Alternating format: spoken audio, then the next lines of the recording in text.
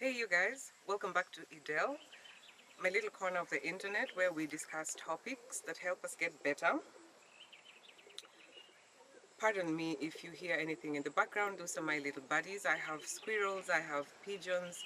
I reside in the middle of nature, which I find absolutely fantastic. So today's topic, this one, is quite something. We're going to talk about best friend breakups, okay? So buckle up your seatbelts and let's watch today's video. I literally just had the most amicable breakup you could ever imagine. Actually, a breakup between me and my best friend. We've been best friends for 20 years. And basically, our lives have just been taking some really different paths. And we've kind of been drifting over the last 2 years or so. Been on my mind so much and it's been so upsetting to me. I've been missing her so much and I've been really sad about things. Basically decided about a week and a half ago or 2 weeks ago that I just really wanted to know where we stand. Like, are we friends anymore? How does she feel basically? Like, does she still want to be friends with me? Or like, are we just going through a weird phase? Like prefacing it with how much love I have for her and basically, you know, to just express that it comes from a place of love and caring. I sent a video message because I just didn't know the best way to convey tone. I didn't want to send like an essay message, but at the same time I was really nervous because people pleaser 101, like confrontation is an absolute no-go for people like us. Anyway, so I made a video basically expressing the way I felt. I sort of thought in the back of my mind, I don't have to send it, I'll just film it. I'll just send it if it feels right. I did, and anyway, a bit of back and forth for a week, and then we finally had a conversation yesterday. Was really constructive and really just, I think, offered me the closure that I was looking for. I think she had kind of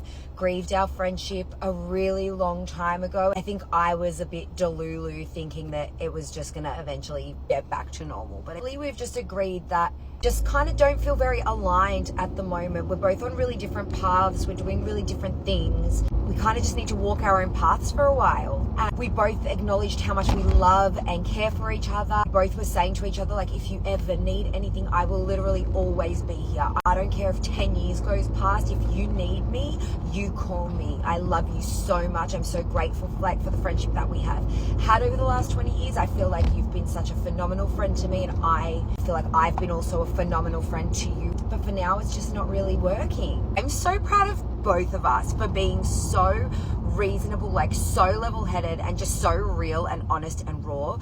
Being able to have a conversation like that with someone just goes to show how incredibly powerful and strong that friendship must have been. We could even be so honest with each other, and even though things are not feeling very aligned right now, we could still acknowledge how deep our love runs for one another. Like, I'm telling everybody this story because I think it's such a powerful story of love, but of acceptance and of letting go. Letting go is one of the hardest things for an anxiety girly like myself, and I think that's where communication can be vital. It can really help somebody to let go. If something's not feeling aligned for you right now, I urge you to have the confrontation, have the conversation that has been waiting God only knows how long to be had. But prepare yourself, arm yourself with the love that you have for that person, arm yourself with the fact that the reason you're having that conversation is because you love and care for them so deeply. Don't allow it to become nasty just because something feels like it doesn't fit. And to be fair, I've been going through this for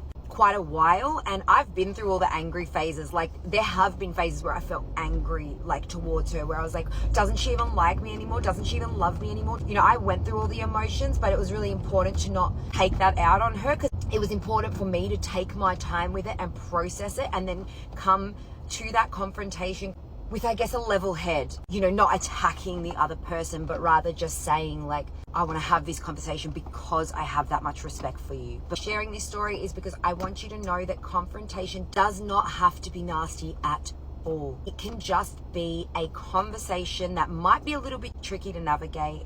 It might be a little bit of a hard conversation to have, but you can confront people from a place of love and acceptance rather than from a place of like criticizing or attacking them, I guess.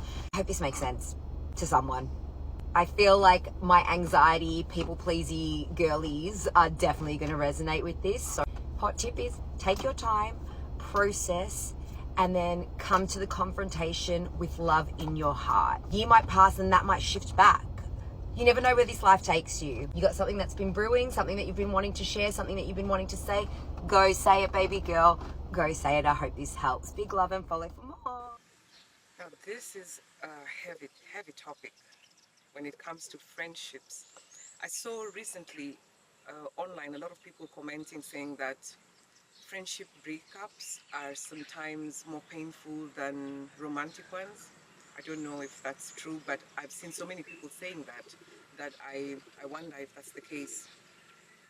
Now, today I want to talk a little bit about a personal story, and I'm going to try to be as objective as possible and not try to sort of get carried away and caught up with anything. So I did have a very good friend. We called each other BFF. We were best friends forever. We had a lot of pure love and appreciation for each other. We were friends for over a decade. But what is interesting in our friendship, we always knew that we were incompatible. You know, all the time he would tell me like, you know, BFF, we're so different. I'm like day and you're like night, and I'd be like, yeah, that's true. But we just loved each other so much. We really did. It was such an incredible, pure love. I cannot emphasize that enough. I met all his girlfriends. He met my better half. For, you know, anybody that I was in a relationship with. He had such a great relationship with my children. But there was always something there that we could feel. And for the most part, it was because we did not share value systems, first of all, and we also just were not in the same place in life. And also, we would never ever be at the same place in life. It was a little bit obvious, but we could not point it out at the time. So he would get really frustrated with me because he was under the impression that I was really wasting a lot of potential. Because I was just a chilled person. I would just, you know, take a day at a time, look like I lack ambition, look like I'm just there doing not much. You know, I was just content with the little life that I was living, and he would just say, look, you have so much that you can do. Stop being so little. It's time for you to, you know, bring me like a whiteboard, write some things. You can speak, you can do all these kind of things. I'm like, no, I don't want to do it, you know. And at the time, I didn't quite know, and neither did he, that I had a lot of unprocessed issues that I just could not be bothered to to have ambition or do whatever it was that he was always encouraging me to do. And in this process of him getting so frustrated with me for not doing what he's telling me, I was also getting very frustrated. It got from frustration now to irritation. And you can imagine this is in years. It's not like it's a day-to-day thing. So the frustration is building up, the irritation is building up, it's taking a toll, because I have never complained about my life. I had never told him, oh my goodness, my life is so bad, could you please help me? I've never asked for advice. I've never said that I need any, you know, any kind of direction or guidance. But then he took it upon himself, which, because we were BFFs, I could understand that. But since I'd communicated that I'm okay with where I am, I'm exactly where I need to be, so just leave me alone. But he couldn't do it, you know? And it was a lot. It was just so much for us, because sometimes he would even just snap, you know, and he would say, there's a time I remember him telling me, you know, I'm so tired, BFF, of motivating you. And he sighed and was like, I also need someone to motivate me to motivate you. And I looked at this guy. I was like, are you kidding me? Like, what are we talking about?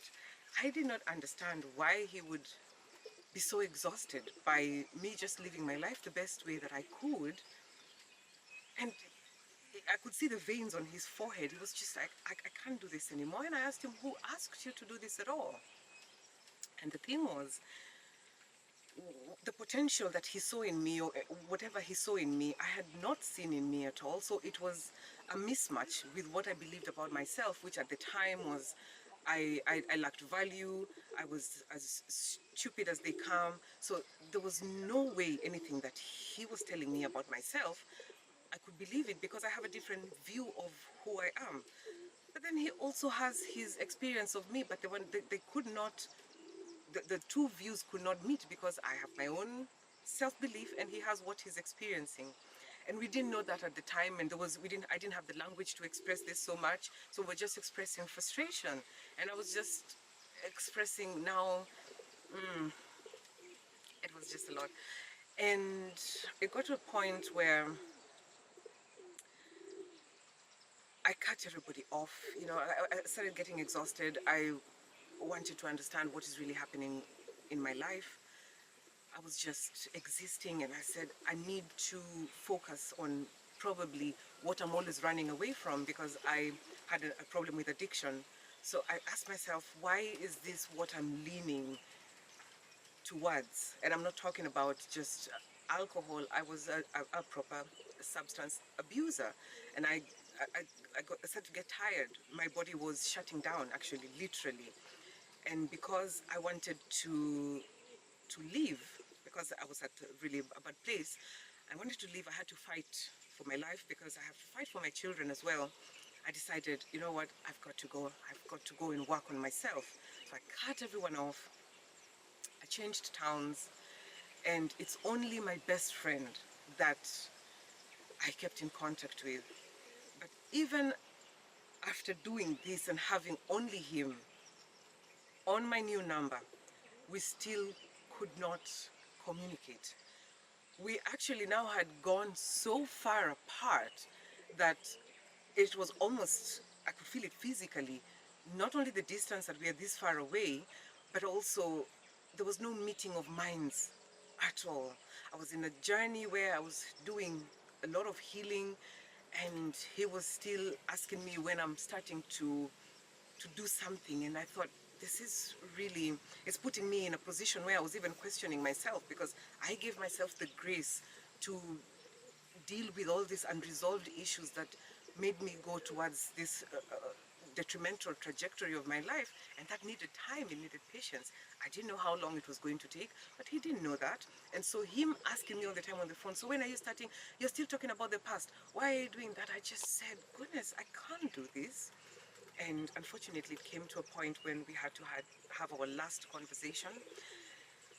And the moment we had our last conversation, I felt free. I felt a freedom like I've never felt before. And I was able to give myself grace.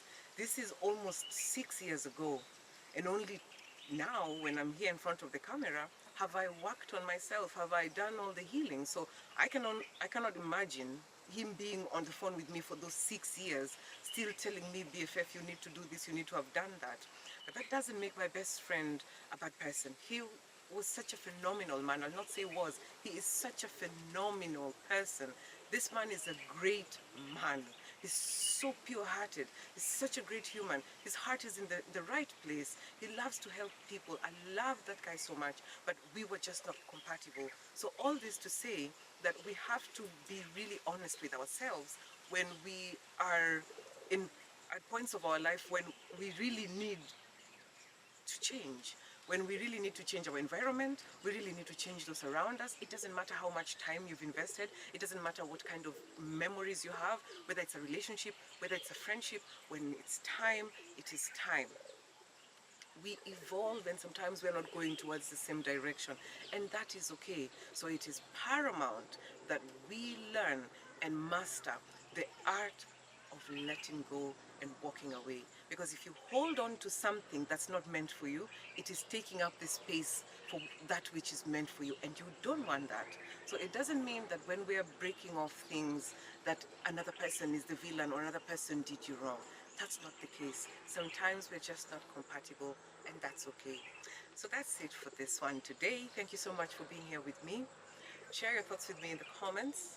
And remember, you're not broken, you're not damaged, you're not unlovable, you're not too old, you're not too far gone, and it's definitely not too late. Take it from me, I know exactly what I'm talking about when I say that to you. Start where you are, you've got this, and I will see you when? I'll see you next time.